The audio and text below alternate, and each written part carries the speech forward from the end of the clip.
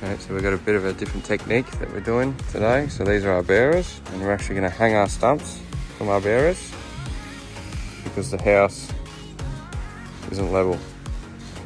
So by doing it this way, we can adjust these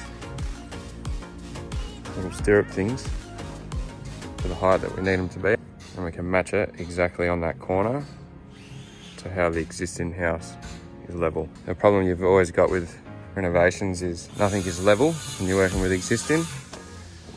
So a good builder will be able to make these little adjustments and work with them.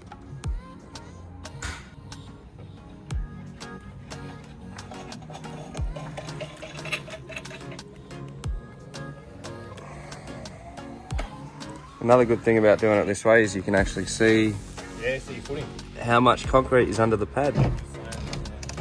A lot of the time when you don't do it like this, the builder can't actually see how much concrete is underneath this stump.